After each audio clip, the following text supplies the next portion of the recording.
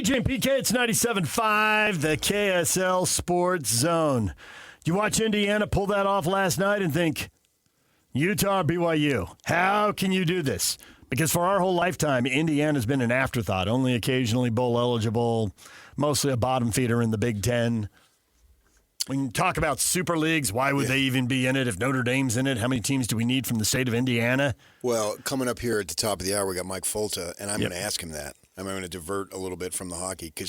Well, he's a Purdue guy. Hardcore. I mean, he went to school there. And he loves his alma mater. There's probably 5 people in the state who are born and bred Big Ten. Yeah. He's one of them. Yep.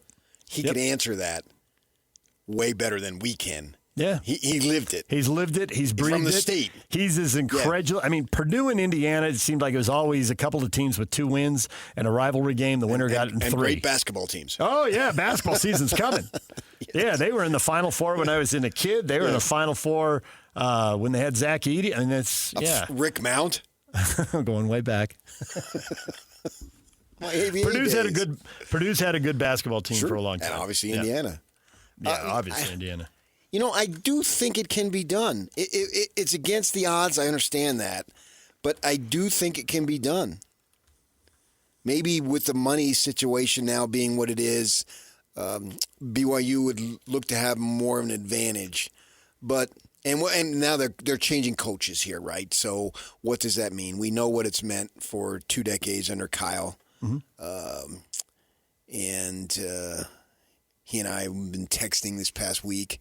But that's gone. What does Morgan? Morgan's a protege, so we think that it'll be fine. But if I step back,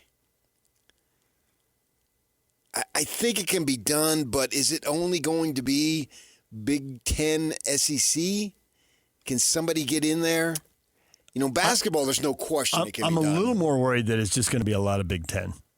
I mean, the SEC results, if you just go like the last 3 years, the SEC results aren't that different. They basically, their wins are coming because they've been seeded to play a G5 team. Well, the Big 12 just hasn't been seeded to play a G5 team. Correct. And they've been seeded to play each other because they're given a lot of bids. But correct. You know, that Texas ASU game, it was a coin flip game, and ASU lost in overtime. I just don't know that you should assume anymore that you've been outclassed. The guys who played in the SEC when Lavelle told you, oh, we shouldn't play those guys are taking bigger money and going other places. And people in the SEC are openly complaining about it. This isn't a debate about it's happening. Nick Saban had a whole thing, people from the South will only go to the North if they get paid.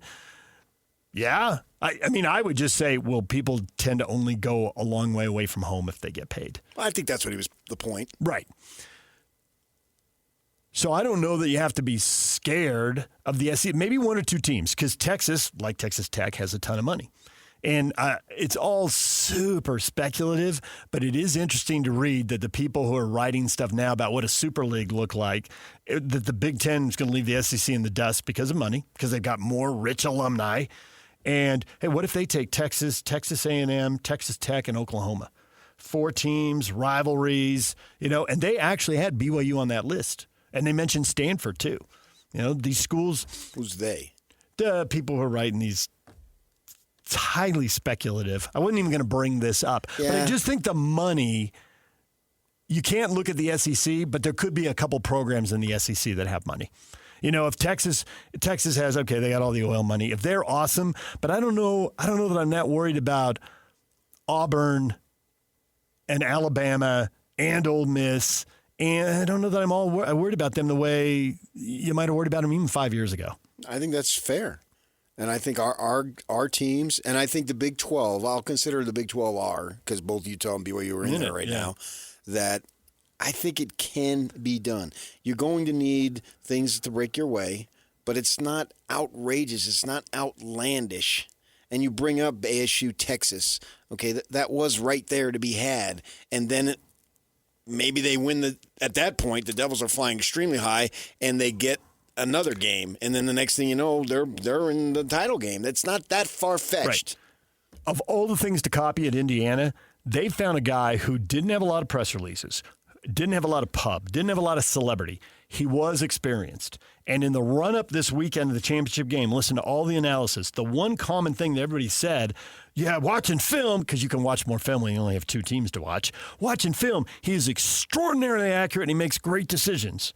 Okay, so can your coaches pick those guys out, sophomores who don't have a big rep at a school that's a little off the map, and say, he's not the biggest, he's not the tallest, he's not the fastest, he's not the most elusive, he doesn't have the biggest arm, but he's extraordinarily accurate, and he makes good decisions, and he's tough.